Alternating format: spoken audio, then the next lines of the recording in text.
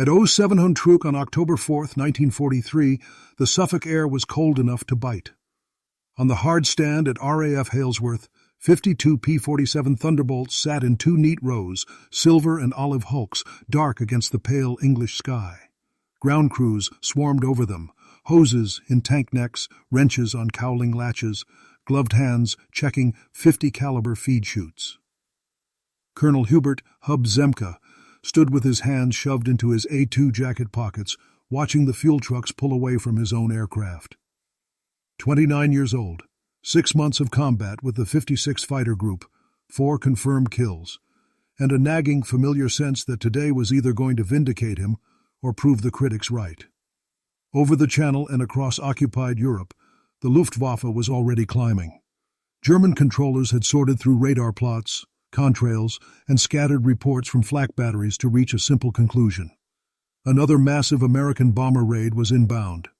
To meet it, they'd thrown up roughly 180 fighters, FW-190s and BF-109s, from Jagdgeschwader 26 and other groups covering the industrial target area. By the time the 8th Air Force's bombers reached deep Germany, those fighters would be waiting. Every pilot climbing into a Thunderbolt that morning knew the numbers. A P-47D weighed over 7 tons empty. A Focke Wulf FW-190A weighed barely half that. In a turning fight, physics won.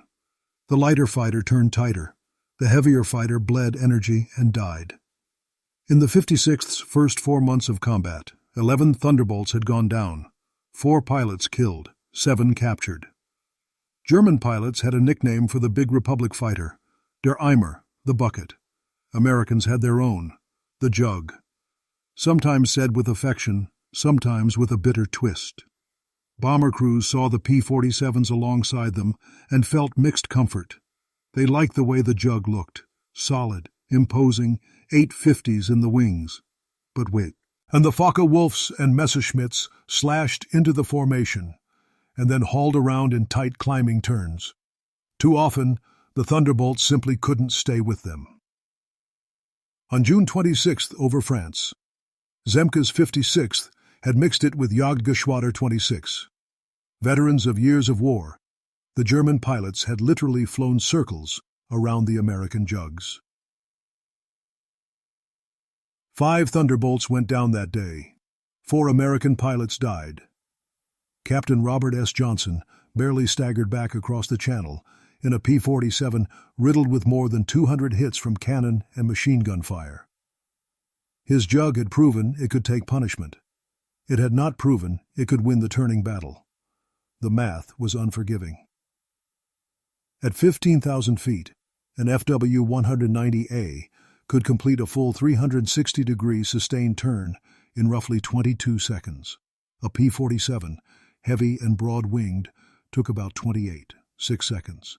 In a swirling fight against an ace, 6 seconds was the difference between getting your guns on his tail or seeing his fill your windshield. The Air Force generals watched their fighter groups struggle and quietly started making plans. The new P-51 Mustang, lighter and slicker, was coming. Orders were already trickling down. By the end of 1943, 5 other fighter groups would transition off the P-47 and onto Mustangs. To many in the staff, the Thunderbolt program looked like an expensive, bloody experiment, a flying tank that could soak up hits but not shape the fight. Zemke had a different view. He'd spent 2 years before the war as a test pilot, wringing performance envelopes out of the P-47 prototypes. He knew where the Jug was bad, and where it was terrifyingly good. The Thunderbolt couldn't turn with a Focke Wulf, but it could dive like nothing else in the European sky. At altitude, with that enormous Pratt Whitney R2800 double wasp hauling, the P-47 could convert height into speed in a way no FW-190 pilot had yet fully grasped. Its thick wing and massively strong airframe stayed controllable in dives that would rip a German fighter's wings off. Given enough altitude, in a vertical dive, nothing in the Luftwaffe could catch a Thunderbolt. Zemke had decided he was done trying to fight the war the Germans expected. Co-altitude dogfights, horizontal turns, honorable spirals to nowhere. He'd spent the summer of 1943 hammering new tactics into his group. Energy fighting, boom and zoom, height advantage, diving attacks, hit and run. Never turn with the enemy. Dive through the fight. Sabotage it with speed and fire. Then use momentum to zoom back to altitude. Attack again. By late September, the 56th could do it in their sleep. Dive-bombing runs on ground targets, high-speed gunnery passes, pilots drilled to think in 3 dimensions, to treat altitude as currency. Trade height for speed, speed for position, but never let the account hit 0. And this morning, October 4th, the mission brief held one line that made his fingers twitch with anticipation. The bombers would cruise at 22,000 feet. Zemke positioned his Thunderbolts at 30,000, 8,000 feet of potential energy sitting in a slab of cold autumn sky. 8,000 feet to turn a useless jug into a stone dropped from the hand of God. He watched his pilots strap in, ground crew pulling chocks. Engines coughed, smoked, then settled into a deep radial thrum that vibrated through the tarmac. Here out there, Focke Wulfs were climbing. Some of the men below, tightening their harnesses, remembered June 26th and wondered if the Germans would laugh at them again. If they follow the book, they'll die, Zemke thought. If they follow my math, the Focke Wulfs are in for a surprise. He climbed into his own P-47, pulled the canopy down, and as the throttle went forward and the jug started its long rolling run, he made a private decision. Today, they weren't going to fight like heavy Spitfires. They were going to fight like Thunderbolts. At noon, over Germany, 52 jugs would roll inverted, 8,000 feet above the bombers, and dive as a single steel avalanche into the Luftwaffe's finest. And in the month that followed, the useless P-47 would account for 39 German fighters. If Zemke's men lived long enough to prove him right, Hubert "Hub" Zemke had grown up with engines in his blood. As a young officer in the pre-war U.S. Army Air Corps, he wasn't the flashiest pilot in the squadron. He was the one instructors trusted with the oddball assignments. Ferry this new type, ring that prototype out, tell us honestly what breaks first. In 1941, as war loomed, that meant Republic's big, ungainly XP-47B Thunderbolt. The first time he walked up to it, standing on the ramp at Farmingdale, he'd laughed. It was huge. Radial engine like a barrel on steroids, wing thick enough to park a jeep on, fuselage more reminiscent of a small locomotive than a fighter. Where slim fighters like the P-40 and Spitfire looked like they'd slide through the air, the jug looked like it would bully it aside. Flight tests confirmed the first impression and then complicated it. Low and slow, the P-47 was a pig. It wallowed. Throttle response felt sluggish. Takeoff runs were long enough to make ground officers nervous. But at altitude, high up where the air was thin and cold, where bombers flew and contrails were born, the double Wasp engine, with its 2-stage, turbo-supercharged lungs, came into its own. The jug would lumber up to 20,000 feet, then 25,000, and still have more to give when other fighters were gasping. In dives, it was a revelation. Push the nose down, and the P-47 didn't just accelerate, it fell like a dropped anvil. Past 400, 450, 500 mph, the airframe complained, but held. The controls stiffened, but remained usable. Zemke had written as much in his test reports. High structural strength allows safe, high-speed dives superior to contemporary types. Vertical maneuver, potential excellent when starting from altitude. What he couldn't know in 1941 was how badly the war would misuse his jug at first. When the 56th Fighter Group arrived in England in early 1943, it brought Zemke and his deep familiarity with the EP-47's bones. But it also brought an institution still thinking largely in horizontal terms. Dogfighting, to many, still meant turning, climbing turns, flat turns, scissors. The jug, flown like that, was a disappointment. It got dragged into swirling engagements at 15,000 or 20,000 feet against BF-109s and FW-190s that could snap around tighter circles. It hemorrhaged energy trying to stay on their tails. German pilots, initially cautious around the huge new American fighter, began to relax. They learned they could force a P-47 into a turn, then pivot inside it, spit cannon shells into that broad fuselage, and break away before the Jug could bring its guns to bear. Hub saw it in the squadron's first combats over France, Thunderbolts jinking hard, trying to stay with twisting 190s, pilots bleeding speed for the illusion of turning toward a gun solution. Jugs then left slow and heavy, easy meat for a second German diving in. The June 26, 1943 fight with JG-26 crystallized the lesson. Zemke's group had gone in high and hopeful. They came back scattered and shaken. German aces in FW-190s had cut through them like a scythe. 5 P-47s down, others shot to pieces. Robert Johnson's return, his Thunderbolt with over 200 holes, canopy jammed, control cables frayed, engine coughing but unwilling to quit, became a story of the Jug's toughness. What that story masked to some was the more uncomfortable point. They hadn't won the fight. They'd survived it.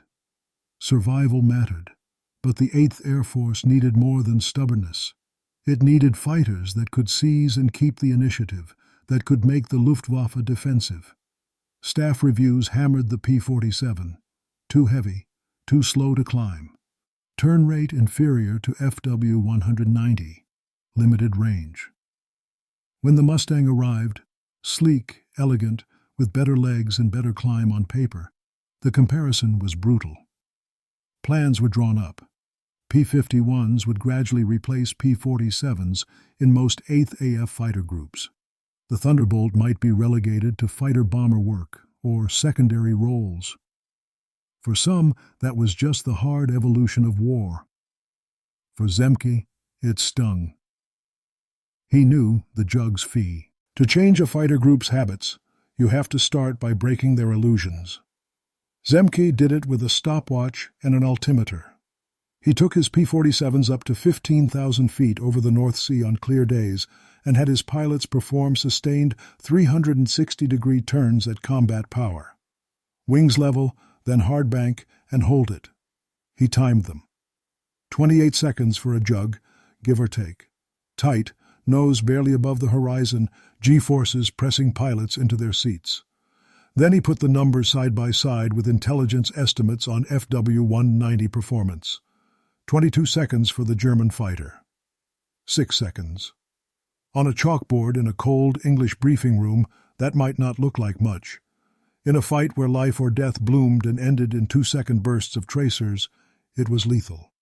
He stood in front of his squadrons, faces young, some already lined with fatigue, and said it flatly.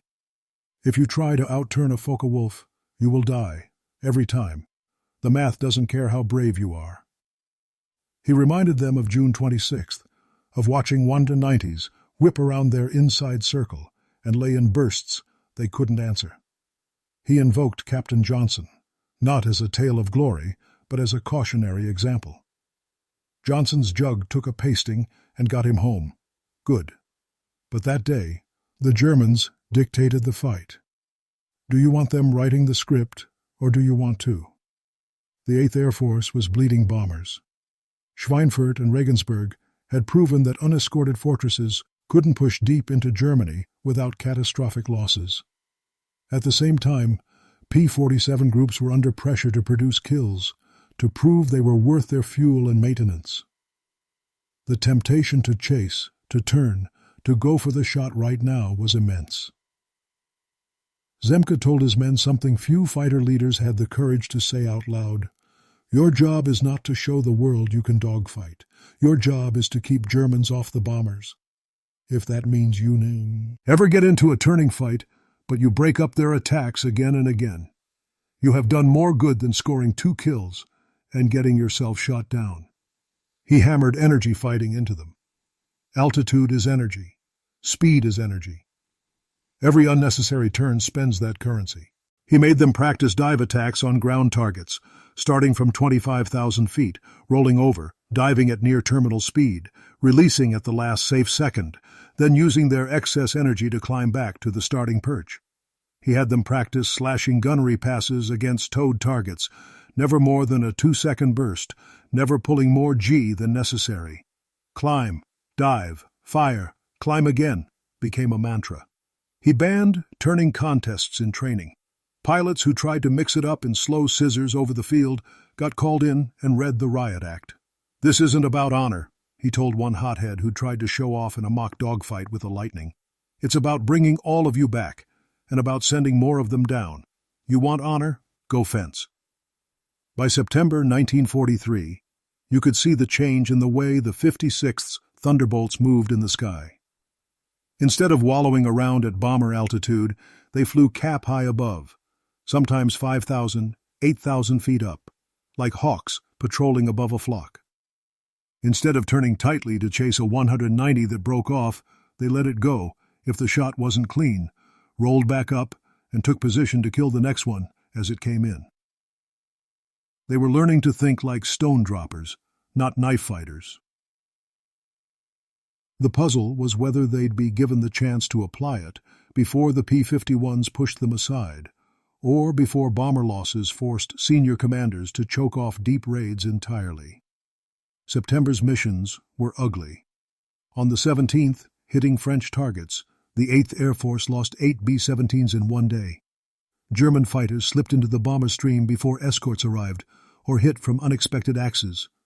The bombing campaign was beginning to look, if not like a failure, then at least like an unsustainable hemorrhage. October 4th was going to be a test in multiple senses. For the bombers, another deep push. For Zemkes Thunderbolts, the first time an entire group would commit by design to his energy tactics in full combat conditions. No more, "Well, I turned with him just this once." 52 Jugs, all starting with a height advantage, all under strict orders. Never get slow, never get sucked into a flat turn. Dive, kill, climb. If his math and their discipline held, the Germans were about to discover that the useless Jug they'd been mocking wasn't trying to be a Spitfire at all. It was something closer to a falling hammer. The mission brief that morning at Halesworth had the usual pieces. Target: industrial facilities deep in central Germany. Bomber altitude: 22,000 feet. Expected flak belts and fighter opposition. Rendezvous times and radio call signs. For the 56th, one line mattered more than most. Fighter escort, 56th, FGP-47s at 30,000 feet, high cover. That was no accident. Zemke had gone to the planners and argued, politely, insistently, for a higher escort station. "If we fly at bomber height," he'd said, "we're just another part of the target. We need to be above, with room to dive. Give us 30,000, and we'll make it pay." He got what he wanted. By late morning, as the bomber stream droned into German airspace, the 56th Jugs rode the thin air at 30,000 feet, canopies rimed at the edges with delicate frost. Down below, the B-17s and B-24s lumbered through the sub-zero slipstream, contrails laying white roads behind them. Zemke's pilots sat in their cockpits, heaters struggling, faces chapped under oxygen masks, eyes scanning the blue arch above and the murk ahead. They'd spent months practicing for this. Now, glancing at their altimeters and fuel gauges, they did quiet personal math. Current altitude, 30,000. Bombers, 22,000. Germans, probably climbing from 10,000–15,000 off their fields. That meant, at first contact, the Jugs would own a vertical window of perhaps 15,000 to 20,000 feet.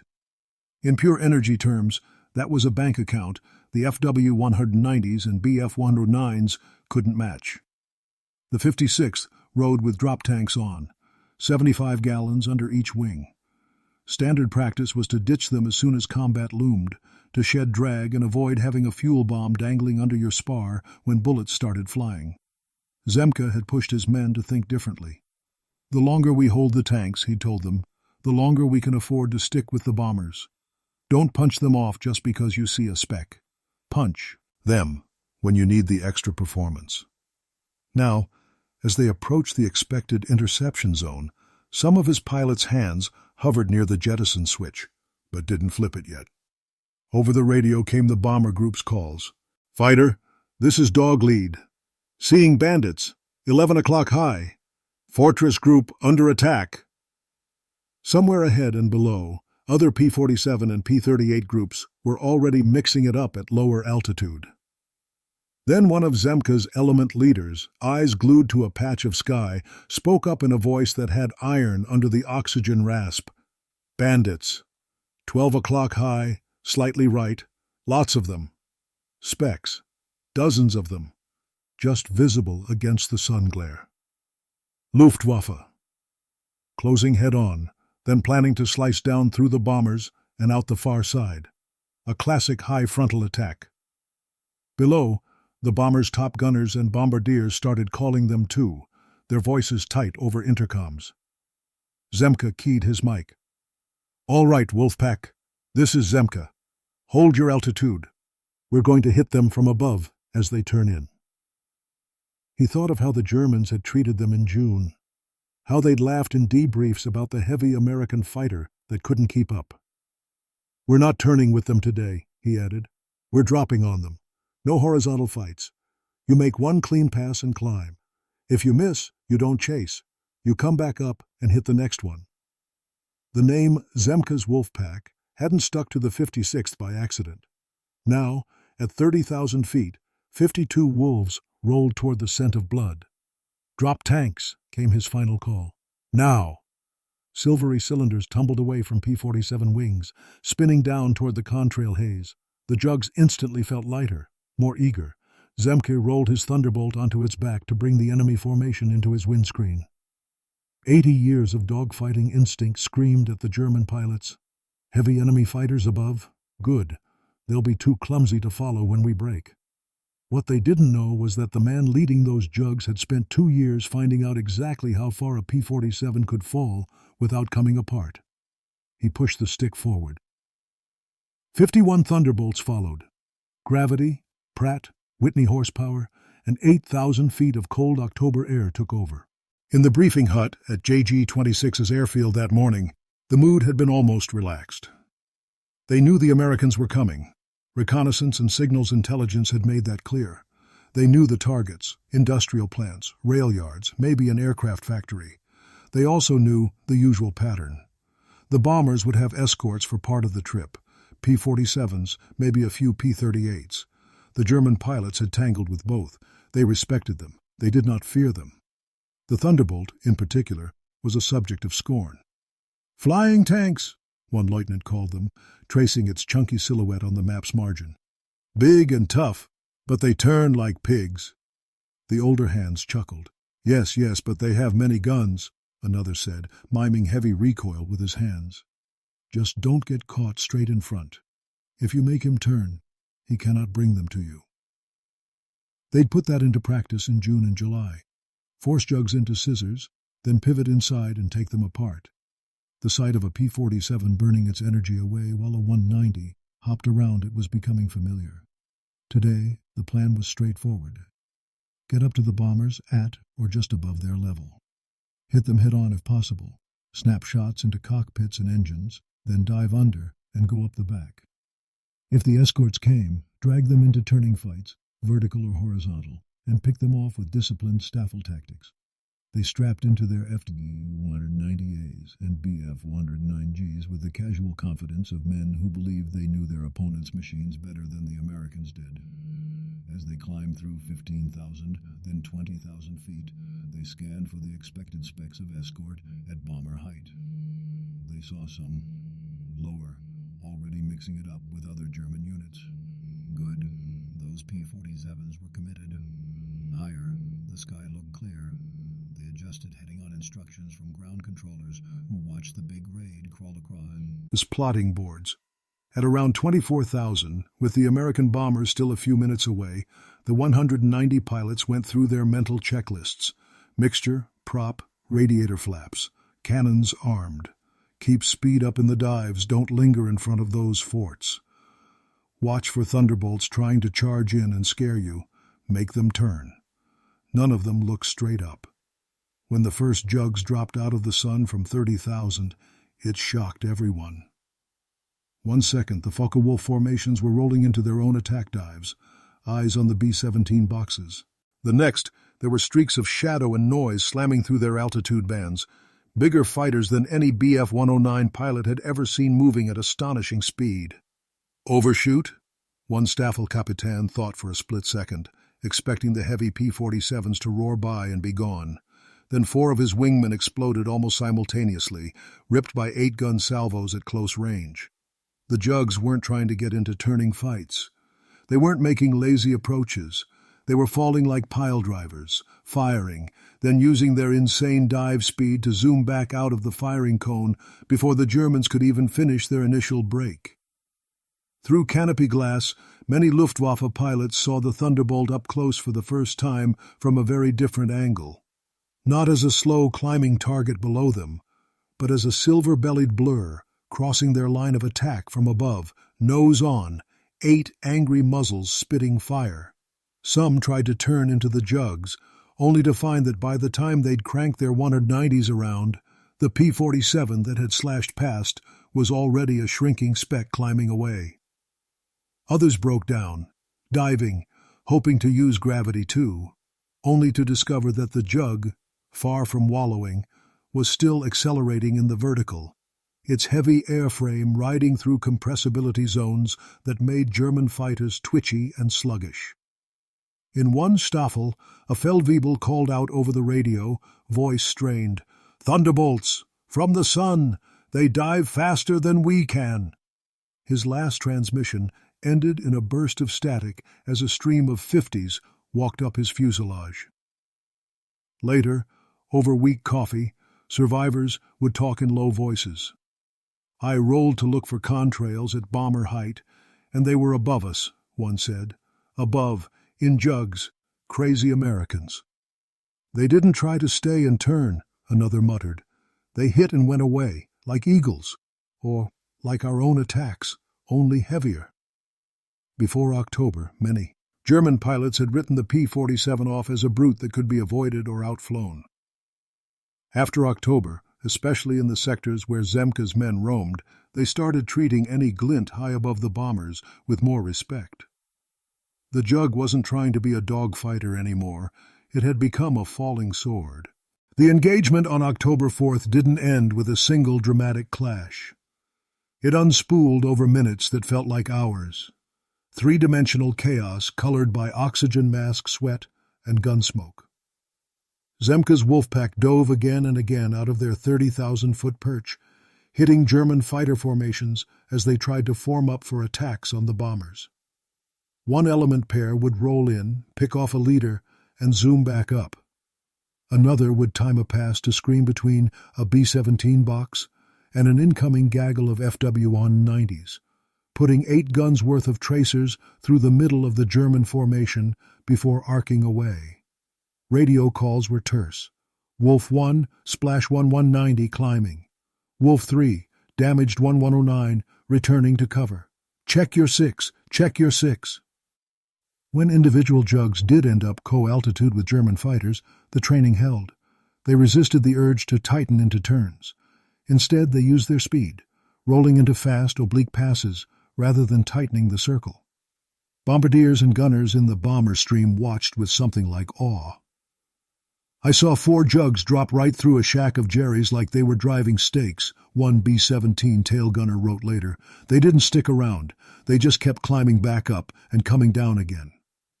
When the 56th returned to Halesworth that afternoon, they had claims for a string of kills. Some would be confirmed, some reduced, as always.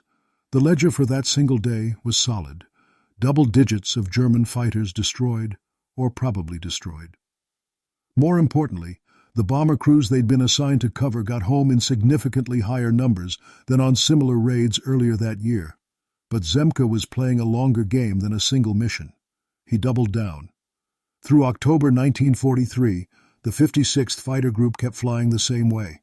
High cover, dive and zoom, refuse turning fights. It wasn't clean. They still took hits. They still lost Jugs and men. No tactic erases risk. Yet, by the end of the month, the hard numbers were there. 39 German fighters destroyed by the 56th in October alone. Pilots who'd been hesitant about running away upward after a pass began to trust the method. The first time, it feels wrong not to chase, one lieutenant admitted. You see him smoking and want to follow him down, finish it. But you hear Zemke in your head. Let him go. There's always another. and damned if there wasn't another every time, lining up on a fort until you dropped on him. The reputation spread. Within the 8th Air Force, other P-47 groups began to pay closer attention. The Jugs obituary was premature. Even as Mustangs started slipping into squadrons, taking over heavy escort to the deepest targets, the P-47 found its niche as a hard-hitting, near-indestructible high-cover and fighter-bomber platform. Zemke himself would go on to command the famed 56th for much of the war, his Wolfpack becoming the top-scoring P-47 group in the ETO. German pilots, once dismissive of the Jug, began to respect it, especially when they saw one diving on them from what felt like impossible heights. "Beware the Thunderbolt above the bombers," one veteran of JG-26 later wrote. "He may not turn with you, but if he sees you first, you may not get to turn at all." Measured purely on a performance chart, the P-47 never stopped looking a bit ungainly. Measured in burnt German aircraft and saved American crews, those 39 fighters in 1 month told another story, that the useless Jug, flown to its own strengths instead of someone else's expectations, was anything but. By early 1944, the narrative in the 8th Air Force had shifted. The P-51 Mustang, with its combination of range, climb, and speed, would justifiably become the superstar of the escort campaign over Germany. But the Thunderbolt didn't slink away as a failed experiment. It roared. P-47s continued to rack up kills high over Europe, and then, increasingly, to ply a new trade: ground attack, smashing rail yards, columns, and flak batteries with bombs and 50 caliber fire. Their toughness made them ideal for low-level work. Their ability to dive at insane speeds and survive made them terrifying to anything on the receiving end. Within the fighter community, the lessons Zemke had hammered into his Wolfpack stuck. Know your aircraft's strengths. Fight to them, not to your pride. Never try to outturn the enemy if you can outclimb him instead. Use the vertical. Altitude is money. Don't spend it foolishly. Those ideas, energy maneuver theory and embryo, would later be formalized by thinkers like John Boyd. But in 1943, they lived in places like RAF Halesworth, in chalk dust, sweaty flight gear, and the bone-deep understanding of men who'd seen their friends die for 6 seconds of turn performance. Hub Zemke survived the war. He was shot down in 1944, not in a Thunderbolt, but in a P-51 he was ferrying when weather and fate conspired. He spent time as a POW, where he naturally ended up helping run the most organized escapes and resistance in the camp. After the war, he stayed in uniform through the birth of the U.S. Air Force, then retired, the story of the Jugs slowly being overshadowed by jet tails and newer wars. Decades later, at air shows, gleaming P-51Ds took pride of place in flypasts. Slim, elegant, the darlings of the crowd. Every now and then, a P-47 would thunder down the runway, huge, round-engined, roaring like a freight train. The sound made old men in folding chairs look up sharply, eyes suddenly younger. "That's a Jug," one might say to his grandson. "You should have seen what they did over Germany when the Germans thought they were useless." On the side of a museum P-47 somewhere, a small placard mentions 50D 6th Fighter Group, Zemkes Wolfpack, 39 enemy aircraft destroyed, October 1943, month total. Some visitors nod and move on, numbers blending into the sea of statistics. Others, especially those who understand performance charts and tactical doctrine, see more. A data point where perception flipped. From that month forward, the Luftwaffe no longer laughed quite so loudly at the Jug, and 8th Air Force generals no longer talked so freely about the P-47 as a dead end. Modern fighter pilots, flying machines whose energy envelopes are mapped to the decimal, still study cases like Zemkes. They see in his story a prototype of their own world. Know your jet. Don't fight the enemy's fight.